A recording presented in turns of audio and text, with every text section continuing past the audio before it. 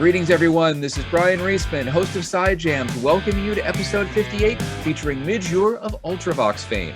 He's a successful hit songwriter and solo artist, plus he was the co-founder of the Band-Aid charity supergroup and the Live Aid and Live 8 music festivals, all of which benefited famine relief. Now, when Midge is not making music or raising awareness for worthy causes, he loves to cook. We're going to be delving into his culinary adventures both in the kitchen and on British cooking shows, plus discuss the tasty cuisine he has enjoyed while traveling the world. If you like this episode, please feel free to subscribe to keep up with future installments. This was my first time interviewing Midge, so at the start I had to sneak in a few music questions. Enjoy. Thank you for taking the time to chat. I appreciate it. No problem.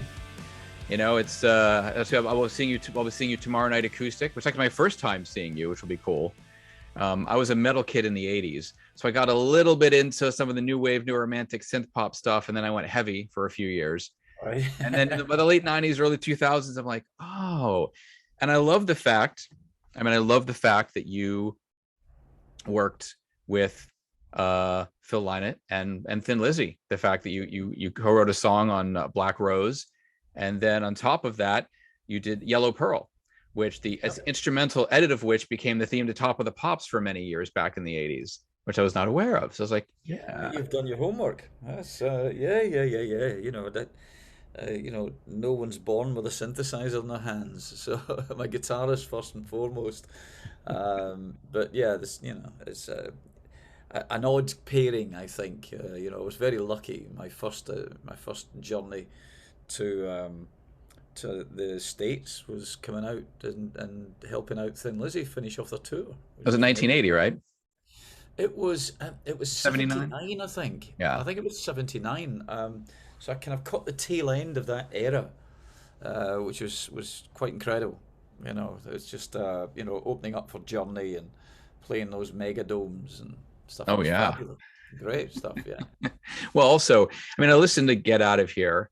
As I saw it was on Black Rose, and I sit there and I think there's this propulsion to the bass line. I'm like, it's just like a synth line that Midge would have in any one of his songs. Like, and there's now this whole, I know you're sure you'd heard of the whole synthwave movement that's been going on now, which I discovered through Stranger Things, and that's a retro 80s thing. And there was a lot of metal guys that like synthwave. Well, it's funny because I think all the lines are blurred now, aren't they? It's not like you say I'm into this and I'm into that, and this is my thing, and never will I depart from this.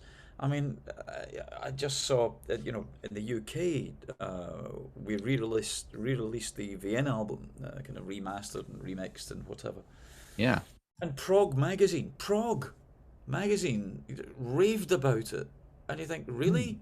That's crazy, because people, I think they forget the periphery, the tag that's thrust upon you at the time, and then eventually they forget all of that, and all they hear is the music. So they either like it or they don't.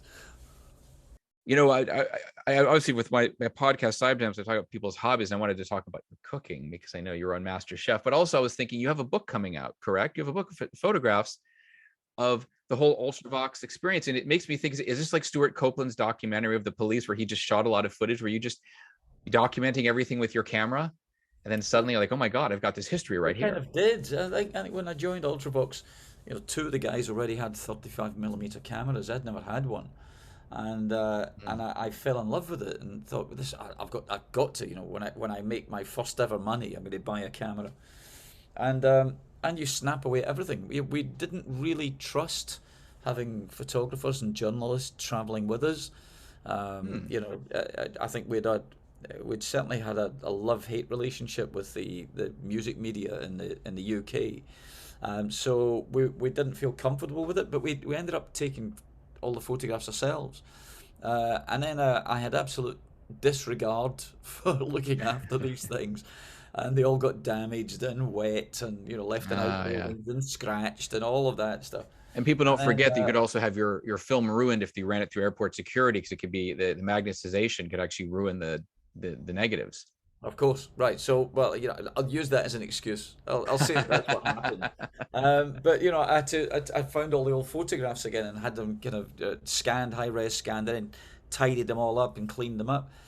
And there was something really quite nice about it, because it's, we all know a photograph's just a moment in time, but the moments in time that we we captured were really quite spectacular, because you see how quickly things date. You know, the equipment we were using, the clothes you were wearing, the cars in the background. You know, coming out of Japan with a brand new Walkman, and the headphones look ridiculously ancient. You know, so all of that stuff. It's a little social diary of that Yeah. 1980 to 1985, 86, that kind of period. How many photographs total in the book? A couple hundred? Yeah, a couple of hundred, yeah, 250 or something like that. Are they in particular favorites? Any images that you captured that you really like? There are a few. I mean, there's one that I managed to capture. We were in a tiny little plane flying across the mountains in New Zealand, and it was a single prop plane, and it had just dropped about 5,000 feet, just from no. We Oh, thought we were all over, wind uh, shearing. but I managed to get a couple of shots there. Got a great shot of Billy, the keyboard player, just with the mountains, just looking at the little portal window with the Yeah. mountains in the background. It was lovely. So yeah, there's a few good shots, some Spandau Ballet shots when we used to do television shows together and things. So that plane thing is like your almost famous, dramatic, almost famous scene where you're like, Absolutely, yeah. we're all We're gonna almost die. you're undying love for each other. No, that's cool. I mean, it's there's I mean it's amazing. I think about the fact that your music history is like spanning 45 years. I mean, you've got so much stuff, and I'm actually very curious to hear what you're going to play, because like I'm this guy that's always having this debate with friends of mine. I like to listen to new music by veteran artists. So I was listening to Fragile last night, like I was just listening to Wine and Wood before we got on, the instrumental, which I really like. Yeah. Become sounds like classic Ultravox and Midge Ure. And then Starcrossed is interesting because it makes me think a little bit of earlier stuff with a little kind of the electric guitar, but then it kind of goes in this sort of more atmospheric direction that's a little more modern sounding. Like, and I like the fact that you're still doing stuff, and I always love to hear. I call it the voice of experience. We get older, and do you find it's interesting how a lot of fans get married to nostalgia and they don't realize, like, wow, there's all these. We've actually grown together. Like, we've both gotten older. Things change. Well, nothing stands still, you just have to look in the mirror to see that, and we're all on that journey together. But songwriting's a funny thing. It develops, it changes. That you can dip your toe back in the waters of the sounds and the styles that you might have done in the past. And that's Yeah. quite fun to do that. But for me, it's all about following through. I mean, you just mentioned Wyan Wood there, the instrumental that's on that album. In the past 6 months, I've just recorded an entire album of instrumental music, Oh, really? just because I love it. I can't imagine it's got any kind of commercial appeal whatsoever. But for me, Sure. it's like writing a soundtrack for a movie that doesn't exist. It only exists in my head. So I've spent the last 6 months working on that, as well as starting a new orchestrated album and still working on the follow up to Fragile. So Wow. Yeah. I mean, it sounds like you're just as busy as you were back in the early '80s when you were doing kind of, Ultravox and yeah, yeah, Visage yeah, and kind of. Thin Lizzy. I mean, it's like, and also, I mean, obviously you're mixing in different sounds. The way with cooking, you mix in different flavors. And I was watching that. I think it was round one. It was Master Chef, right, back in 2007, which is a British cooking show.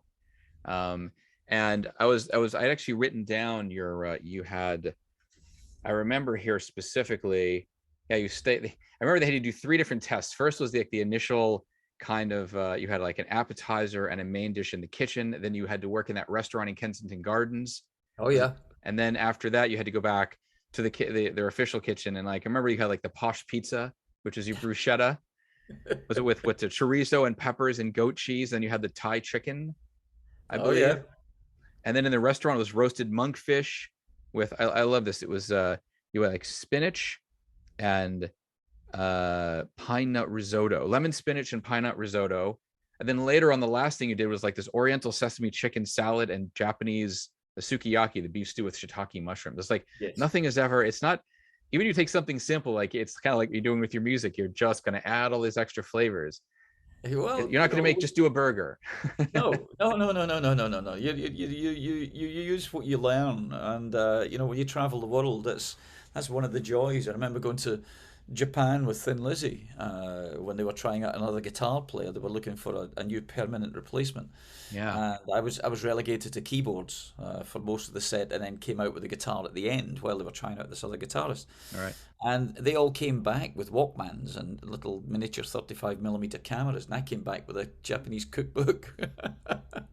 I was more interested in that. How do you do this? How do you make this stuff? Well, I mean, obviously you've traveled the world, and are there any sort of dishes that you love to make that you learned going to other countries?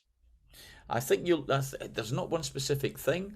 I think you learn, like anything, you learn how to throw things together. You learn how to, combine flavors. And you're quite right. It's just like music. It's no different. And you literally you become a taste master. That's what it is. When people used to ask me to produce their records, they come to me because they like what I do with my music, and they want something similar. They like that combination of drama and atmosphere and texture and rock and Yeah. whatever haunting elements and whatever. So, and it's the same. It's the same with food. Although I have to say, that program, if there was ever a program designed to put you off cooking, that was the one. Because when you start turning, making food into a competition, it ceases to become interesting to anybody. Now you're going to stand in a field and you're going to Yeah. cook a dinner for 30 kids over a candle. You think, what? That's got nothing to do with anything. It's crazy. Well, I mean, I think about that, and well, it was tough, and I think for Gemma too, Gemma Atkinson, because she doesn't cook. You had the soccer player also. Yeah, yeah. But it was kind of like people from all walks of life, people I'd seen on television but never Yeah. met and things. And I only agreed to do it because they kept asking me if I wanted to go into the jungle or if I wanted to do Dancing with the Stars or I wanted to. And Oh yeah. I'm a musician. I'm not interested in this. But that program, in its early years, I used to watch on a Sunday afternoon when I was much younger. So I'd followed the program, the progress of the program all the way through. So I thought, yeah, that could be fun doing that. But yeah, I'm not hanging up my guitar to go and start working in a very hot kitchen. I interviewed Jacques Pepin, the French chef who now lives in the States. And we were talking about like Hell's Kitchen. He's like, no kitchen's like that. He's like, I've worked in a lot of restaurants. No kitchen actually, no one really behaves like that. And it's No. funny because I just curse all of these kind of reality competition series because it's even like the whole American Idol paradigm. Everything gets turned, it's heightened. And at the end of the day, I question the talent of a lot of the people I'm actually watching because yeah, it's sort of fun to watch somebody try. I mean, it's interesting to watch people try to ballroom dance because at least it's for the ballroom community. That's great. It's great exposure for them. But by the same token, I'd rather actually watch really good people, Yeah, do of, this. of And course. you get occasionally, like obviously, how to cook, and there's people that have shown up on these shows that know how to dance. Mario Lopez, who's a TV host here. I mean, obviously he was a good dancer. There's certain people that have proven that they're multifaceted. But sometimes I wonder if we're just bringing it down, like you're saying, you're bringing it down a couple notches, and you're also making people go, "Wow, this." I mean, it isn't. You shouldn't be cooking to be competing and also be stressed out. You should just love it. And I imagine you seem actually fairly calm though in that show.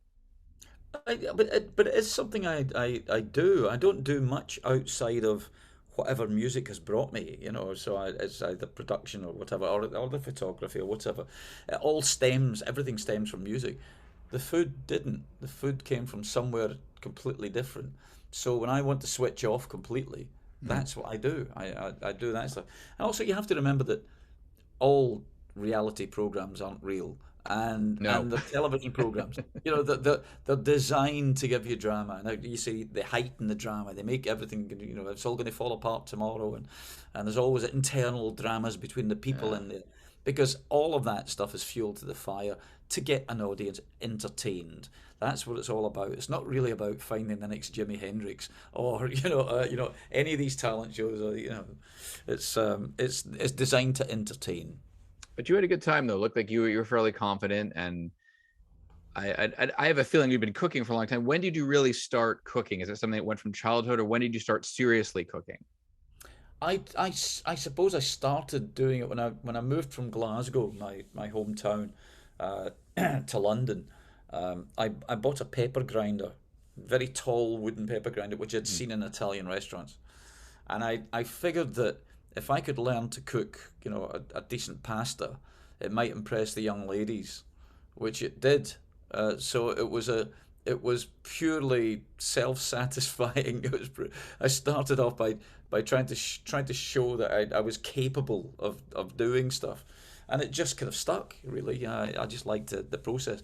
But I'd say, having done the program, I don't do it nearly as much as I used to, because I think it just kind of knocked it out of you. It was like, oh, come on, please, really. It got silly because, as I say, it was all about entertaining the masses rather than your cooking skills. As soon as they put a timer on you to make a meal, you think, Oh yeah. well, yeah, I can do it in 45 minutes, but it won't be very good. Well, I mean, that's where you have to. I respect people and chefs who really work hard in the kitchen who have to deal with this influx of orders. I'm sure for you, it was like, oh my God, this is Yeah. insane. Yeah, it is insane, and it's so unbelievably hot. Those burners don't go down. They don't turn them up and down like we do at home on a cooker, on a stove. They're just burning, and it's intense, the whole thing, and the stuff just getting thrown at you all the time. Another one, and then one of these and one of those, and you've got to multitask, which I'm not very good at multitasking. Did you stay in touch with that chef from that restaurant? Was it the Roof Gardens? Is that what it was called? Oh, I can't remember that we did at every episode of the series. They'd send you to a different restaurant to work at, and some of them were very pleasant, some of them were Hmm. great, but they also, from day one, I said I don't really do desserts, so they had me Of doing lots of desserts because it's course. drama. They want to see me flustered and they want to see me fail and whatever. Yeah, but the classic one was Michel Roux, um, who said, I would have you in my kitchen anytime, singing, Well, not cooking. I was actually thinking, in the past several years, well, the last at least 10 years, there's this whole VIP experience that a lot of artists, fellow classic artists, have sold. Like you have the backstage thing. I think a friend of mine did like a weekend with Peter Murphy where you got to go to a show or two and you hung out at some point. And I'm like, so would the Midge Ure experience be he cooks you a 4-course meal and then you get an acoustic set afterwards and like a posh mansion? Would that be like the Midge Ure culinary music experience? The Midge Castle experience, yeah, yeah. Has anybody actually You have to, approached you about you that have to ever? wear a kilt for the whole thing. Has anybody thought of that with you? Did anybody ever say it? You ought to try that.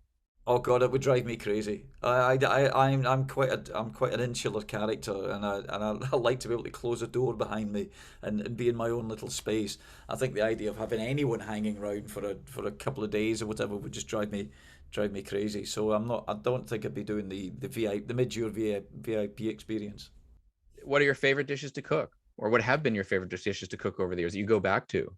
Well, I think what came out of that program as there are two things that happened. I never expected to get through any of the levels, but each time you get through the level, you use another one of your signature dishes. So by the Mhm. time the series was coming to the end, Oh.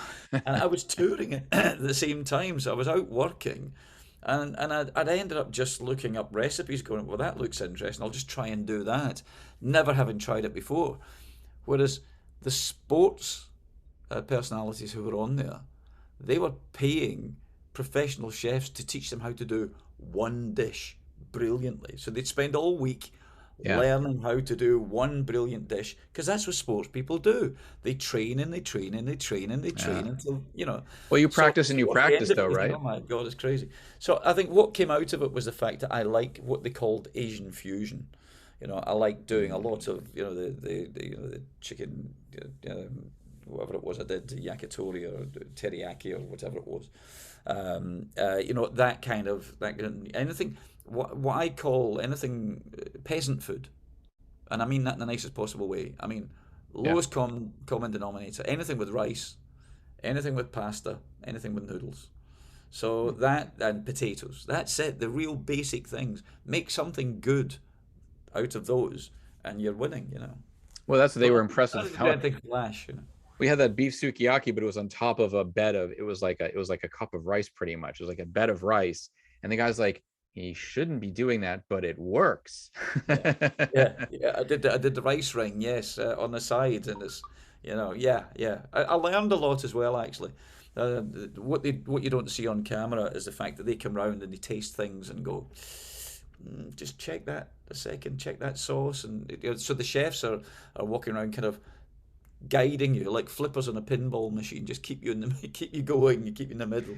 They want So it I to look good learned on enough camera, about right? yeah, yeah, yeah, of course. It is true. I know. Reality. There's always that kind of manipulation that goes on. It's funny. A couple of years ago, I was writing for a food business magazine. I profiled this company called Junzi Kitchen, which started at Yale and has kind of spread into the New York City area with a few locations. And they were explaining to me that they're doing modern Chinese cuisine because the Chinese food that we've had here and probably you've had in England for so long has been the Chinese food from like 30, 40 years ago. So it's the Mm. same sweet and sour chicken, beef with Mm. broccoli, all this stuff.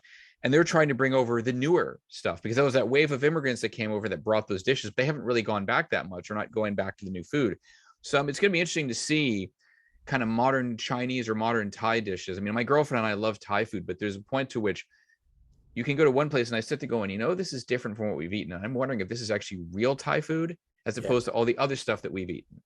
There's Well, different flavoring. when you travel the world and I've had Indian food in Russia, or the Indian food in Germany, and Yeah. it's all different. It's all geared towards the local taste, so it changes. And I'm sure it's the same for every type of food. So in Germany, Indian food's not necessarily hot and spicy. It's kind of creamy. It's a different. It's mild, and Yeah. it's got a different flavor. It's sweet.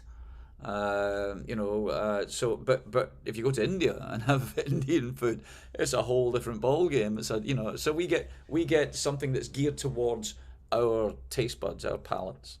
Well, that's true. I mean, I remember visiting some metal bands in Germany. They're like, don't have Mexican food in Germany. No.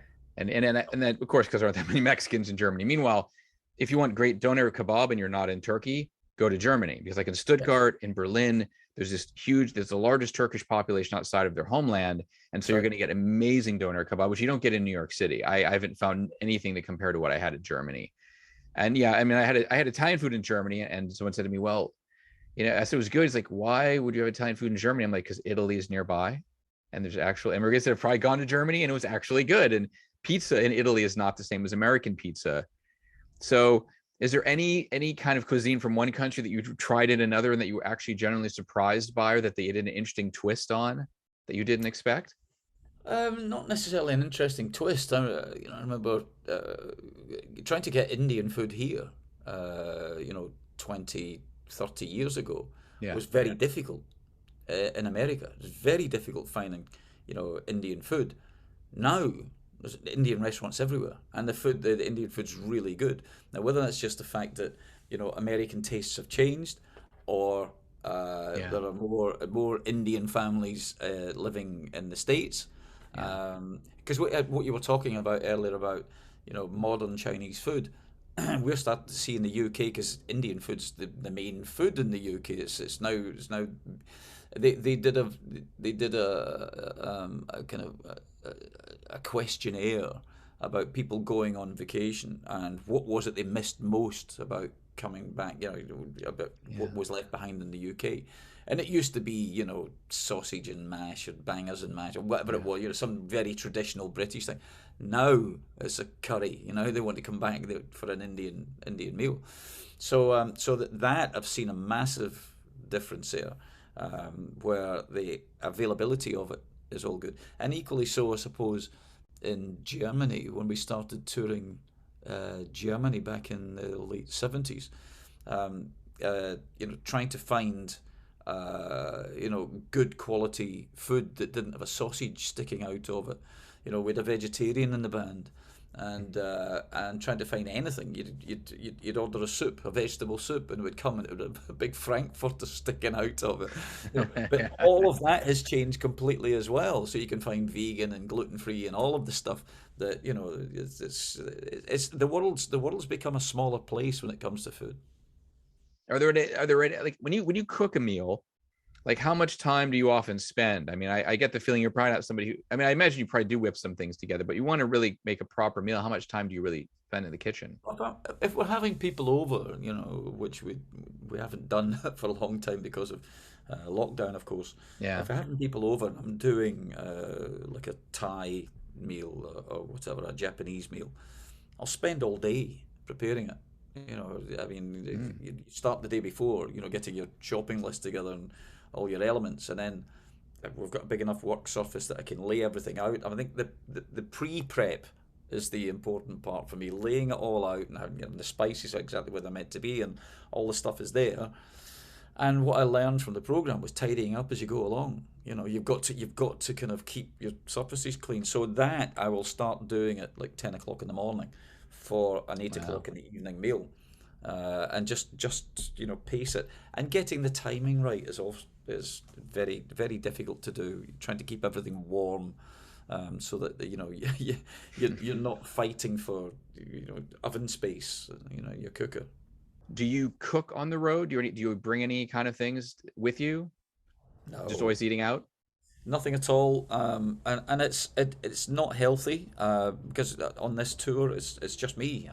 This is the only country in the world that I would do this in, where I just pack my acoustic guitar and head off. Really? So I'm doing everything myself. So I don't have anyone with me. There's no tour manager. There's nothing there. So you end up being reasonably unhealthy, depending on the venue you're playing. A lot of the venues Yeah. have food facilities, and they will quite happily put food aside for you, so that when you finish you can eat something. Um, but it's not the healthiest thing in the world. But then again, it's only a couple of weeks. It's not. Well, you're going to be at City Vineyard, so they should have pretty good food. I haven't been to City Yeah, Winery in a while.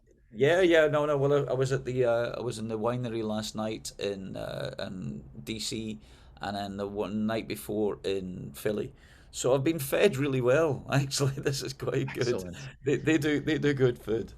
But why is this the only country that you would do a solo tour, literally solo? What makes America different in that regard? I think it's because there was a massive gap in my, because we used to come here with Ultravox in the early days, and I even did a few tours solo wise, and then I think there's something to do with when you cease to be with a major record label, you tend to lose all connections. You tend to lose Mm. the agents and the promoters and all of that. So I ended up with like a 20-year hole in the middle of my career, where I never came to the States.